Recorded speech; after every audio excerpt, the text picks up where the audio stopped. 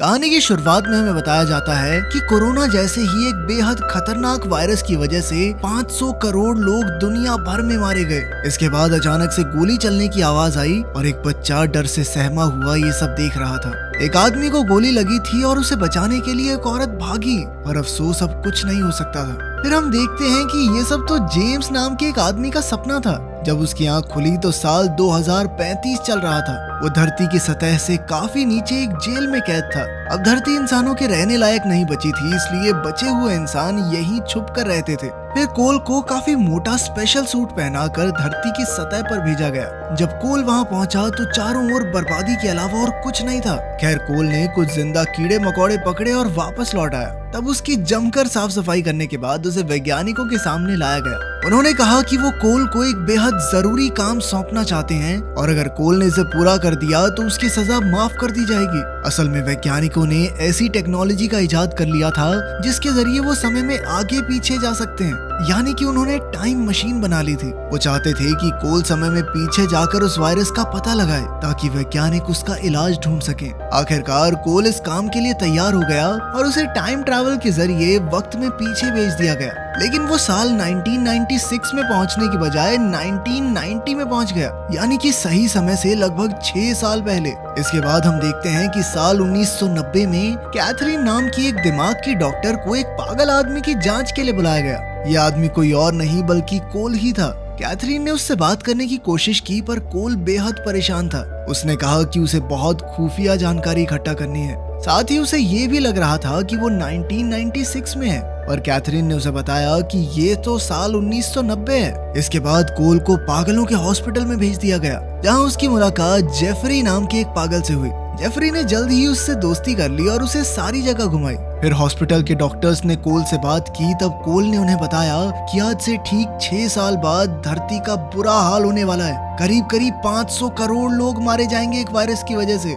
लेकिन डॉक्टर्स एक पागल पर कहाँ यकीन करते। और फिर कोल ने उन्हें बताया कि वो भविष्य से आया है। फिर उसने अपने साइंटिस्ट दोस्त को फोन करने की कोशिश की, पर वो फोन किसी औरत ने उठा लिया, क्योंकि साल 1990 में ये फोन नंबर किसी और के पास था। इसके बाद कोल एक बार फिर से वही सपना देखता है जो हमने कहानी की शुरुआत में देखा था, जिसके बाद अचानक उसकी आंख खुल गई। तभी जेफरी ने उसके पास आकर कहा कि उसके पास यहाँ से भाग निकलने का बढ़िया प्लान है। जेफरी ने बताया कि उसके पिता बहुत बड़े आदमी हैं, और तभी अचानक उसने हंगामा शुरू कर दिया, जिसके बाद गार्ड्स उसे पकड़कर ले गए। फिर अगली सुबह जेफरी वापस आया और कोल टीवी पर जानवरों पर होने वाले एक्सपेरिमेंट्स की डॉक्यूमेंट्री देख रहा था। जानवरों पर हो रहे अत्याचारों को देखकर कोल ने कहा कि शायद इंसान धरती पर रहने लायक है ही नहीं। ये सुनकर जेफरी ने कहा कि काफी अच्छा आइडिया है वैसे तुम्हारा। खैर फिर जेफरी ने बताया कि उसने भागने के लिए चाबी चुरा ली है, लेकिन तब कोल नशे की वजह से अपने होशो हवास में नहीं था।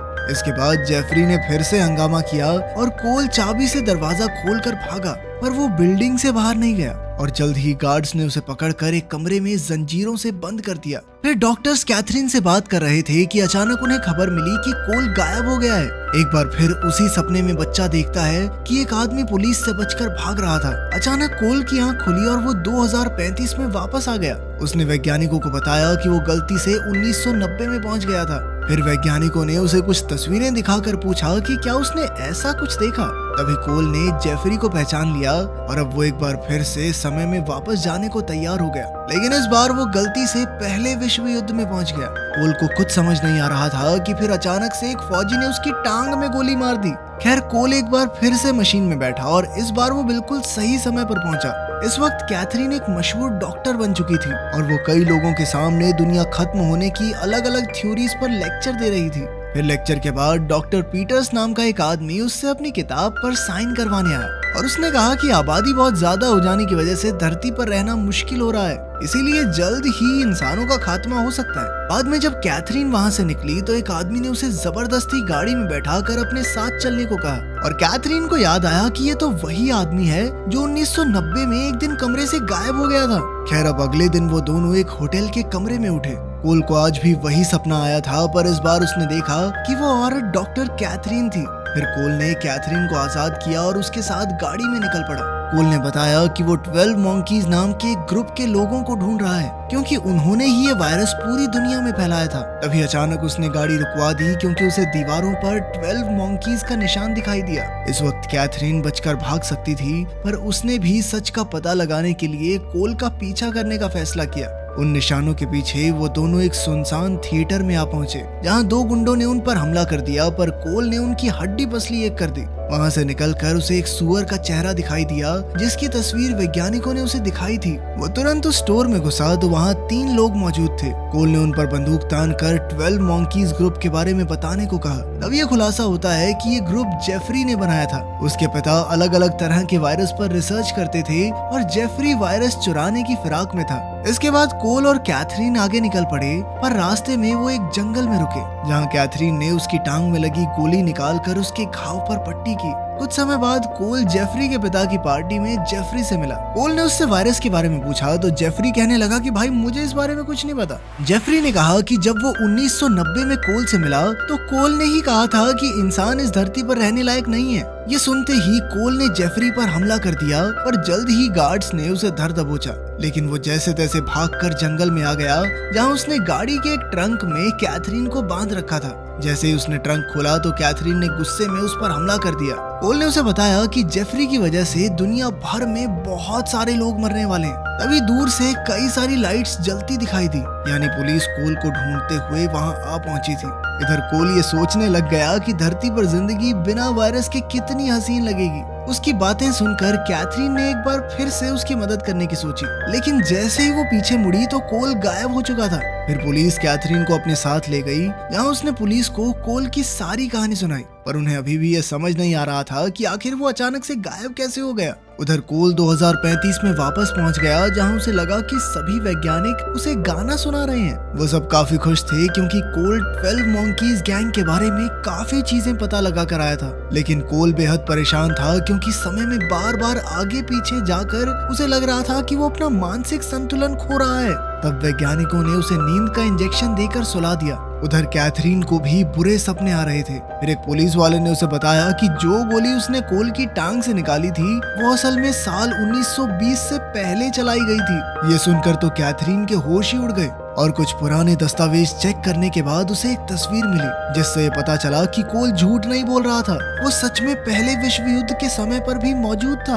फिर कैथरीन ने जेफरी के पिता को फोन करके उनकी लैब की सुरक्षा के बारे में सावधान किया, लेकिन उन्होंने उसकी बात पर ध्यान नहीं दिया। फिर हम देखते हैं कि इसी लैब में डॉक्टर पीटर्स काम करता था, जो पहले कैथरीन का लेक्चर सुनने भी आया था। इधर 2035 में कोल वैज्ञानिकों के साथ वायरस की शुरुआत के बारे में चर्चा कर रहा था और जल्द ही उसे एक बार फिर से 1996 में भेजने का फैसला किया गया। वहीं कैथरीन उसी स्टोर के बाहर पहुंची जहां जेफरी और उसके साथ ही अपना अगला प्लान बना रहे थे। अभी कोल भी वहां आ गया तो कैथरीन उसे लेकर भागी क्योंकि पुलिस उसके पीछे हाथ धोकर पड़ी थी। फिर उन दोनों ने एक होटल में कमरा लिया। वहीं कमरे में कैथरीन और कोल ने अपनी आखिरी मुलाकात के बाद हुई घटनाओं के बारे में एक दूसरे को बताया, मगर इस बार तो कोल को लगने लगा था कि वो पागल हो चुका है। लेकिन अब तक कैथरीन को यकीन हो चुका था कि वो सच में भविष्य से आया है और वो पहले विश्व युद्ध में भी मौजूद था। फिर कैथरीन ने उससे वो नंबर मांगा जिससे उसने 1990 में वैज्ञानिकों से बात करने की कोशिश की थी। फिर कैथरीन ने इस नंबर पर फोन करके वैज्ञानिकों से कहा कि 12 मॉन्कीज ग्रुप ने अपना काम पूरा कर दिया है। अब जल्द ही ये वायरस पूरी दुनिया में फैल जाएगा, जिससे 500 करोड़ लोग मारे जाएंगे। और अब कोल भविष्य की अंडरग्राउंड दुनिया में वापस नहीं जाना चाहता था। वो यहीं रहकर खुली हवा में सांस लेकर आजाद रहना चाहता था। इसीलिए उसने अपना एक दांत तोड़ दिया। असल में इसी दांत के अंदर लगी चिप के जरिए भविष्य के वैज्ञानिक उसे समय में आगे पीछे भेजा करते थे। खैर फिर कैथरीन और कोल ने नए कपड़े खरीद कर अपना भेष बदल लिया। जब कैथरीन अपने नए रूप में उसके सामने आई तो उसे एहसास हुआ कि उसके सपनों में आने वाली औरत वही है। तब कोल ने कहा कि अब मरने से पहले वो एक बार समुद्र देखना चाहता है। वहीं जेफरी और उसके साथियों ने अपने प्लान को अंजाम देने के लिए उसके पिता को अगवा कर लिया था। फिर उन्होंने जू और लैब के सभी जानवरों को रिहा कर दिया। इधर कोल और कैथरीन समुद्र तट पर जाने के लिए एयरपोर्ट पहुंचे। रास्ते में ड्राइवर ने उन्हें बताया कि 12 मंकीज ग्रुप ने जू और लैब के सभी जानवरों को खुला छोड़ दिया है। तब कोल और कैथरीन को एहसास हुआ कि 12 मंकीज ग्रुप का मकसद असल में वायरस को फैलाना नहीं था, बल्कि वो तो सिर्फ जानवरों को आजाद करना चाहते थे। खैर फिर एयरपोर्ट पहुंचकर कोल को एहसास हुआ कि उसके सपने में यही जगह दिखाई देती है। इसी दौरान पुलिस भी वहां कोल को ढूंढ रही थी। तब कैथरीन टिकट लेने गई तो जाने से पहले कोल ने उसे चूम लिया। फिर कोल ने वैज्ञानिकों को फोन करके बताया कि असल में वायरस फैलाने में 12 मंकीज का कोई हाथ ही नहीं था। फिर उसने कहा कि वो हमेशा के लिए यहीं रहने वाला है, इसीलिए उसे ढूंढने की जरूरत नहीं है। लेकिन जल्द ही फ्यूचर से उसका एक दोस्त वहां आया और उसने कोल को एक बंदूक देकर कहा कि उसे अपना मिशन पूरा करना ही होगा। वहीं रिसेप्शन पर एक आदमी ने अलग अलग जगहों की फ्लाइट बुक की और इत्तेफाक से ये वही जगहें थी जहां वायरस सबसे पहले फैलना शुरू हुआ था। फिर हम उस सपने वाले बच्चे को एयरपोर्ट में आते देखते हैं और ये कोई और नहीं बल्कि बचपन वाला कोल ही था। उधर कैथरीन ने देखा कि अलग अलग जगहों की टिकट्स लेने वाला आदमी डॉक्टर पीटर्स था, जो जेफरी के पिता के साथ जानलेवा वायरसेस पर काम करता था। कैथरीन को शक हो गया कि वायरस फैलाने में डॉक्टर पीटर्स का हाथ है, इसीलिए उसने तुरंत कोल के साथ उसका पीछा किया। उधर सिक्योरिटी वाले ने डॉक्टर पीटर्स के बैग से वायरस वाला डब्बा खोल दिया। अचानक कैथरीन ने वहां हंगामा कर दिया और कोल ने मौका देखकर डॉक्टर पीटर्स पर बंदूक चलाई, लेकिन फिर ऐन वक्त पर पुलिस ने कोल को गोली मार दी। तभी कैथरीन उसकी तरफ दौड़ी, पर अब कोल अपनी आखिरी सांसें गिन रहा था। इधर बचपन वाला कोल भी ये सब देख रहा था और तब से इसी दिन का सपना उसे बार बार आने लगा। दूसरी ओर डॉक्टर पीटर्स अब प्लेन में था और उसके साथ बैठी औरत ने कहा कि शायद अब इंसानों का भी धरती पर रहना मुश्किल होने वाला है। ये कोई और नहीं बल्कि भविष्य से आई हुई एक वैज्ञानिक थी और डॉक्टर पीटर्स ने कहा कि वो एकदम सही कह रही है। फिर उस औरत ने वायरस की सारी जानकारी भविष्य के वैज्ञानिकों को भेजी ताकि वो इस वायरस का इलाज ढूंढ सके। उन्होंने डॉक्टर पीटर्स को पकड़ा या मारा नहीं, क्योंकि अगर ऐसा होता तो वायरस कभी फैलता ही ना और ना ही 5 बिलियन लोग मारे जाते। इस तरह वक्त की पूरी टाइमलाइन ही गड़बड़ हो जाती और फिर 2035 में मौजूद लोग वापस धरती पर ना आ पाते। इसलिए अब वो वायरस की जानकारी से उसका इलाज ढूंढेंगे ताकि 2035 के लोग एक बार फिर से धरती पर वापस जाकर आजादी से रह सकें। वीडियो पसंद आई तो लाइक कर देना, चैनल को सब्सक्राइब कर लेना। मिलते हैं अगली वीडियो में।